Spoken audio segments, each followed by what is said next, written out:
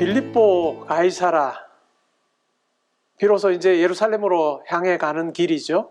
16장 13절부터 20장까지 내용입니다. 빌립보 가이사라에서 베드로가 주는 그리스도시요 살아계신 하나님의 아들이십니다 라고 그렇게 고백을 합니다. 그러자 이때로부터 해서 비로소 예수님이 자기의 죽음과 부활에 대해서 말씀하십니다. 마태복음에서는 비로소 말씀했다라고 하는 내용이 두 구절에 등장하는데, 마태복음 4장 17절에 보면 예수님께서 비로소 하늘나라에 대해서, 천국에 대해서 말씀하십니다. 언제일까요? 세례요한이 잡히고 났을 때입니다. 그리고 또 다른 비로소는 언제일까요? 베드로가 고백한 이후에, 예수님에 대해서 분명한 고백을 한 이후에 자기의 죽음과 부활에 대해서 말씀하십니다. 그리고 나를 따라오려거든 자기를 부인하고 자기 십자가를 지고 따라오라 라고 말씀을 하시죠. 예수님께서 변화산에 올라가셔서 변모하십니다. 그의 모습이 변화되시죠. 그리고 그 산 위에서 하늘로부터 음성이 들립니다. 이는 내 사랑하는 아들이요 내가 기뻐하는 자니 너희는 그의 말을 들으라 라고 하는 그 음성을 제자들이 듣습니다. 하늘의 이 산 위에서의 영광을 그들이 본 것이죠. 하늘로부터 들린 소리, 그것이 있었습니다. 그러면서 예수님이 누구신가에 대해서 함께 올라갔던 제자들은 분명히 알았습니다. 그 산 위의 영광을 보았던 자들이 산 아래에 내려왔을 때 어떠한 형편이었을까요? 귀신 들린 아들을 둔 아버지가 제자들에게 와서 고쳐달라고 하지만 도무지 어쩔 줄 몰라 하는 제자들의 모습입니다. 산 위의 영광과 산 아래의 비참함이 아주 대조적으로 잘 그려지고 있습니다. 그때 예수님께서 기도라고 하는 것, 그것을 통해서 아주 분명하게 이와 같은 유가 나갈 수 있다라고 말씀해 주시죠. 우리가 산 위의 영광을 본 자로 삽니다. 그러나 우리의 삶의 자리는 척박하지요. 그러면서 우리가 산 위의 영광과 별개의 산 아래의 모습에 그냥 매몰되어 살고 있지 않은지 한번 보십시오. 우리는 산 위의 영광을 본 자답게 그 하늘 아버지를 의지하면서 항상 말씀 안에서 주님의 약속을 붙들고 사는 그 같은 모습이 우리 가운데 있어야 할 것입니다. 순환과 부활에 대해서 두 번째로 예고를 하십니다. 제자들은 예수님께 나와서 누가 큽니까? 라고 하는 이야기를 합니다. 그 속에는 내가 큰 자다라고 하는 마음이 있는 거죠. 예수님께서는 어린아이와 같이 자기를 낮추는 자가 천국에서 큰 자다라고 그렇게 말씀해 주십니다. 베드로가 용서에 대해서 이야기합니다. 얼마만큼 용서해 줘야 됩니까? 라고 하는 이야기를 할 때 용서에는 제한이 없다라고 하는 말씀을 해 주시면서 1만 달란트 빚진 자가 탕감을 받고 자기에게 100데나리온 빚진 자를 옥에 가두는 이야기를 하십니다. 엄청난 그와 같은 은혜를 입었다면 자기의 삶 가운데서 은혜를 베푸는 자, 용서하는 자로 살아야 한다라고 하는 것을 분명하게 말씀해 주고 있습니다. 부자 청년이 예수님에게 나오죠.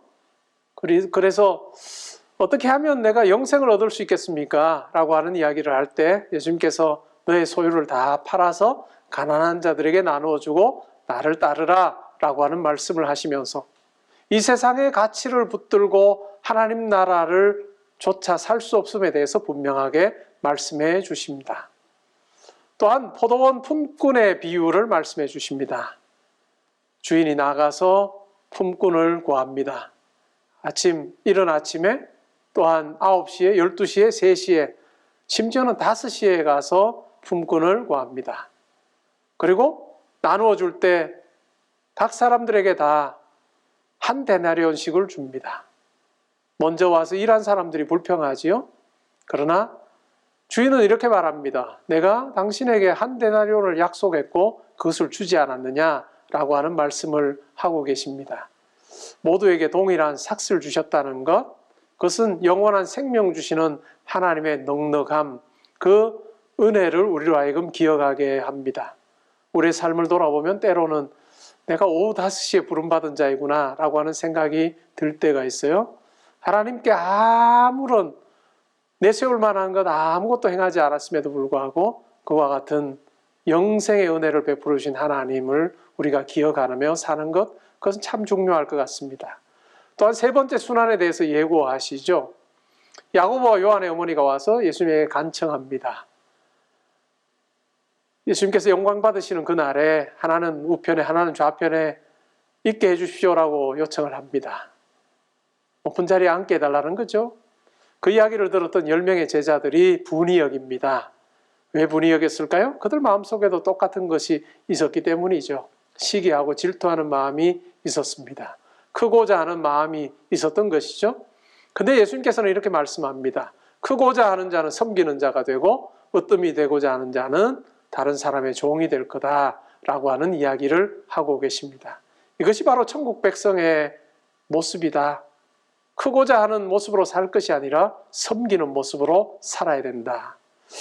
우리가 어떻게 하면 하나님의 자녀답게 살 수 있을까요? 세상적으로 볼 때 떵떵거리는 그 자리만이 아닐 거예요. 우리가 누군가를 향해서 섬기고 낮아지는 겸손이 있는 그 자리가 바로 온 우주 만물을 가지고 계시는 그 같은 하나님의 자녀임을 드러내는 자리라는 것을 우리가 기억하면서 우리의 삶의 자리에서 신실하게 그 모습 잘 유지하며 살면 좋겠습니다. 성전 정화 사건, 무화과나무가 마르는 사건, 또 악한 포도원 소장인의 비유, 혼인잔치, 세금에 대해서, 부활에 대해서, 또 가장 큰 계명에 대해서 여러 많은 논쟁을 종교 지도자들로부터 그와 같은 도전을 받습니다. 예수님께서 아주 지혜롭게 잘 답하시죠. 24장부터 25장에 가면 종말과 세계 심판에 대해서 말씀하십니다. 성전이 무너질 것에 대해서 말씀하시고 큰 환란이 올 것이고 인자가 올 것에 대해서 말씀하시면서 깨어 있어야 된다라고 말씀하십니다. 그러면서 슬기로운 처녀와 어리석은 처녀에 대한 이야기를 하시면서 슬기로운 처녀의 삶을 사는 것의 중요성에 대해서 말씀합니다. 그리고 달란트 비유에 대해서도 말씀하시고요. 양과 염소의 비유를 통해서 심판에 대한 이야기를 하십니다. 이 양과 염소 심판하는 이 내용을 통해서 뭐라고 이야기하실까요? 너희가 여기 있는 내 형제 중 지극히 작은 자 하나에게 한 것이 곧 나에게 한 것이다. 그리고 너희가 여기 있는 내 형제 중 지극히 작은 자에게 하지 않은 것이 나에게 하지 않은 것이다. 아는 것이 중요한 것이 아니라 삶의 자리에 실천하는 것이 중요하다. 그것이 바로 하나님께서 우리를 보시는 기준이다 라고 그렇게 분명하게 말씀해 주십니다. 26장부터 28장은 예수님의 순환, 죽음, 부활에 대한 이야기입니다. 제사장들과 장로들이 음모를 하지요.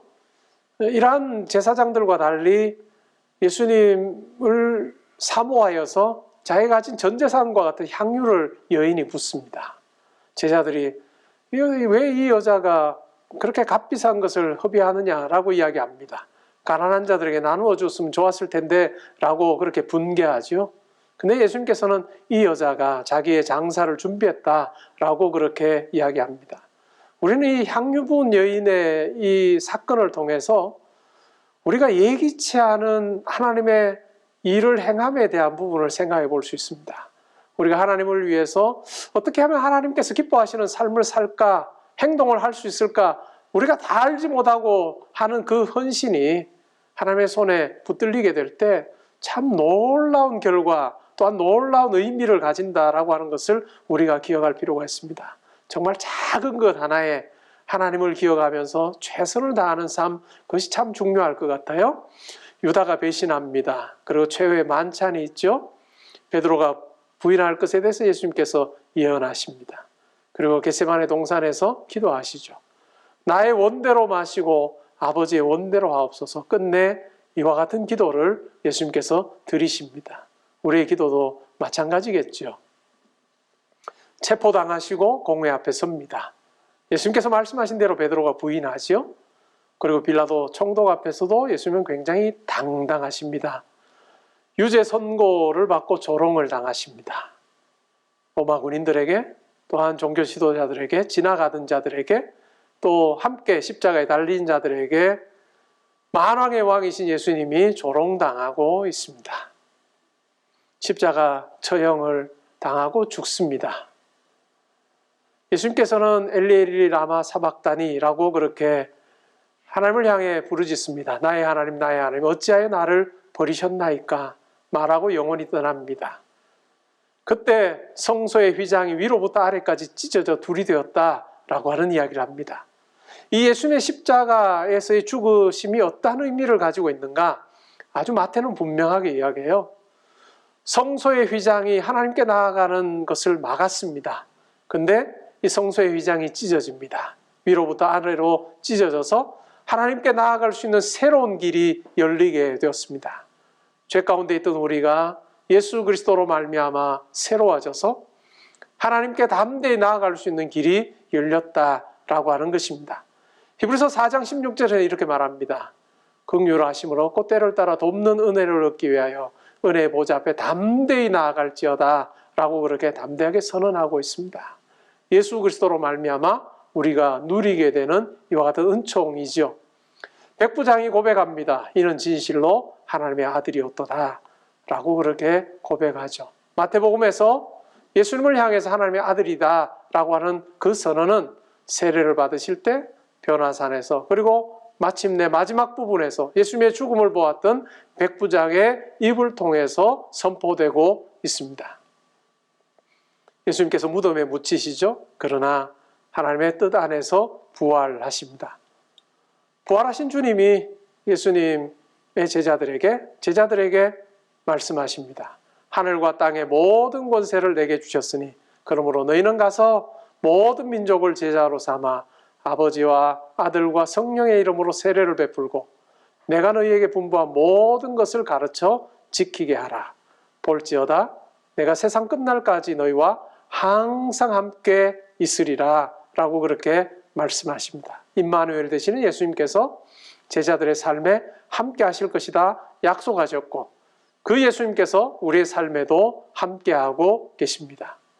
마태복음은 계보라고 하는 말로 시작을 했습니다.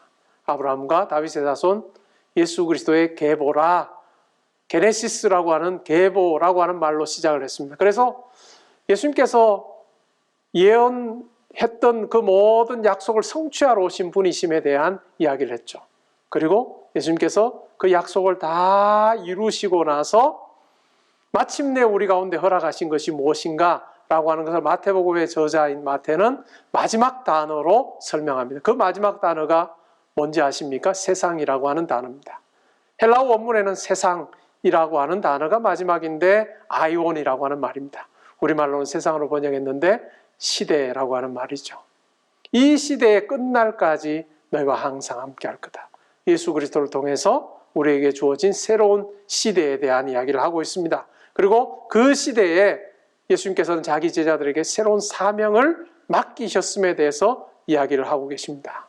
제자들에게 맡기셨던 그 사명 예수님께서는 우리에게도 맡겨주십니다. 근데 우리의 힘으로 하라고 하지 않으시고 임마누엘 되신 예수님께서 하늘과 땅과 모든 권세를 가지신 그분께서 우리와 함께 하셔서 우리에게 지혜 주시고 능력 주시겠다라고 말씀하고 계십니다. 여러분 마태복음 큐티 하시면서 여러분의 믿음이 더욱더 온전하게 세워지는 귀한 기회가 되면 좋겠고 또한 알면서 삶의 자리에서의 실천으로 나아가서 정말 지혜로운 건축가답게 여러분의 삶이 하나님께서 기뻐하시는 것으로 가득하게 되는 그 같은 은혜가 있으시기를 주님의 이름으로 축복합니다.